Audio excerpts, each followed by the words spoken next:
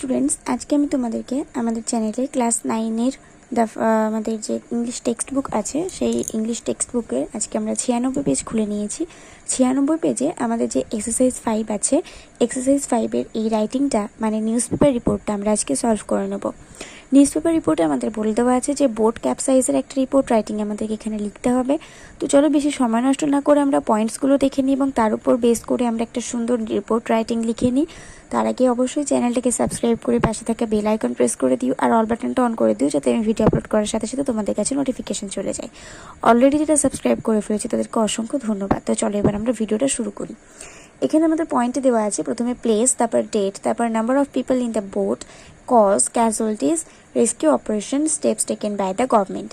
তো প্রথমে আমাদেরকে জায়গার নাম দিতে হবে, তারপর ডেট দিতে হবে, তারপরে আমাদেরকে বোটে কতজন মানুষ ছিল মানে নৌকাতে কতজন মানুষ ছিল সেই ইনফরমেশন দিতে হবে, কী কারণে অ্যাক্সিডেন্টটা হলো, কী ধরনের ক্যাজুয়ালিটিস সেখানে হয়েছে বা সে গ্রহণ করা হয়েছে, রেস্কিউ অপারেশনস কতক্ষণ পরে চালু করা হয়েছে, আর গভর্নমেন্ট কী স্টেপ নিয়েছে, এই সব পয়েন্ট মিলিয়ে আমাদেরকে একটা রিপোর্ট রাইটিং বোট ক্যাপসাইজের উপরে লিখতে হবে।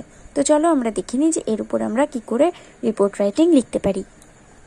তো প্রথমে আমি এখানে হেডিং করে নিয়েছি boat capsize টলস 40।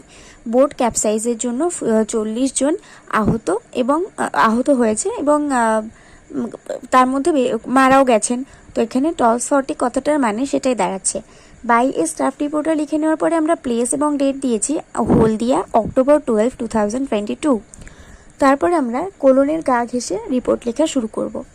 A mishap took place when an overloaded boat capsized in Holdi River yesterday afternoon. একটি অ্যাক্সিডেন্ট হয়ে গেছে যখন একটা দুর্ঘটনা ঘটে গেছে যখন গতকাল বিকেল বেলাতে হলদি নদীতে একটি ওভারলোডেড বোট ডুবে গেছে, নৌকা ডুবি হয়ে গেছে। It was a motor operated boat and was normally used for ferry service for the common people crossing the river. ফেরি সার্ভিসের জন্য বা ফেরি পারাপারের জন্য সাধারণ মানুষের নদীর এপার থেকে ওপার যাওয়ার জন্য এই মোটর অপারেটেড বোটটা ব্যবহার করা হতো। On the day of the accident, the boat was overcrowded. এই অ্যাক্সিডেন্টের দিন বোটে ভীষণ ভিড় ছিল, মানে প্রয়োজনের মাত্রাতিরিক্ত ভিড় ছিল। In spite of the boatsman objection, বোটম্যানের নৌকার যিনি চালক তার বারণ থাকা সত্ত্বেও the passengers compelled him to sail the boat, যাত্রীরা তাকে বাধ্য করেছিল বোটটা চালানোর জন্য। ইন দ্য মিড স্ট্রিম, নদীর মাঝ বরাবর, এটা ডুবে গেছিল when suddenly few passengers went sideways and the boatman lost balance, যখন বেশ কিছু যাত্রী বোটের একদম সাইডে চলে আসে এবং বোটম্যান আর ব্যালেন্সটা ঠিক করতে পারেনি, তিনি ব্যালেন্স হারিয়ে নৌকাটা ডুবিয়ে ফেলেছেন। A few survivors who somehow managed to escape death said that apart from 60 people, the boatman allowed 5 men with their motorbikes on boat. তো যারা বেশ কিছুজন যারা মৃত্যুর মুখ থেকে ফিরে আসতে পেরেছে কোনোভাবে, তারা বলেছে যে বোটে 60 জন মানুষের থেকেও আরও 5 জন মানুষকে নেওয়া হয়েছিল তাদের মোটর বাইক বোটে।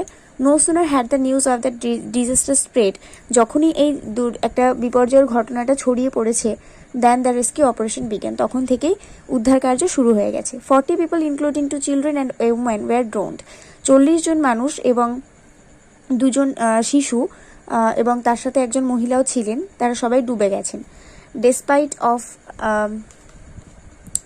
ডেসপাইট ফ্রম প্রাইভেট ড্রাইভার্স, এখানটা তোমরা দেখতে পেলে কিনা জানি না, আমি হয়তো দেখতে পাইনি যে খাতাটা দেখা যাচ্ছে না, আমি জন্য আবার খাতাটা উঁচু করলাম একটু, তুলে ধরলাম। তো এখানে despite from private drivers, teams of national disaster response force also join to the rescue operations. আমরা সবাই এনডিআরএফের নাম জানি, কোথাও কোনো প্রাকৃতিক দুর্যোগ হলেই এনডিআরএফ বা ন্যাশনাল ডিজাস্টার রেসপন্স ফোর্স আগে এগিয়ে যায় রেস্কিউ অপারেশন চালানোর জন্য।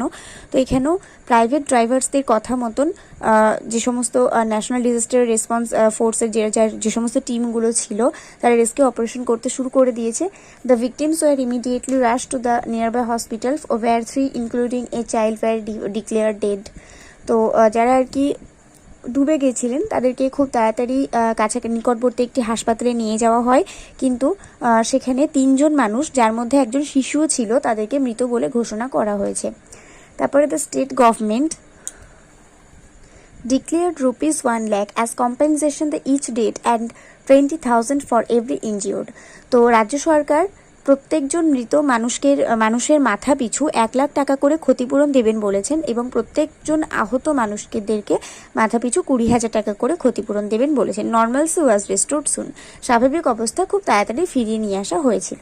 তো এই হচ্ছে আমাদের রিপোর্টটা, যেটা আমাদের হান্টিং স্নেক পোয়েমটার এক্সারসাইজ 5-এ আমাদের করতে বলা হয়েছিল, সেটা আমরা সুন্দরভাবে কমপ্লিট করে নিলাম। তো ভিডিওটাতে একটা করে লাইক করে দিই, বন্ধুদের সঙ্গে অনেক অনেক শেয়ার করে দিও, আর এই রাইটিংটা এতটাই শেয়ার করে দিও যাতে সবাই এত ভালো করে রাইটিংটা লিখতে পারে। তো কেমন রাইটিংটা লাগলো তোমাদের সেটা আমাকে অবশ্যই কমেন্টে জানিও। আর অন্য কোনো ভিডিও যদি তোমাদের ইম্পর্টেন্ট বলে মনে হয় অবশ্যই আমাকে কমেন্ট করো, আমি সেই বিষয়ের উপর ভিডিও বানাতে চেষ্টা করব। আজকের ভিডিও পর্যন্ত, তো অবশ্যই পরের ভিডিওতে তোমাদের সঙ্গে দেখা হবে। ততক্ষণ পর্যন্ত সবাই ভালো থাকো, সুস্থ থাকো আর মন দিয়ে পড়াশোনা করতে থাকো।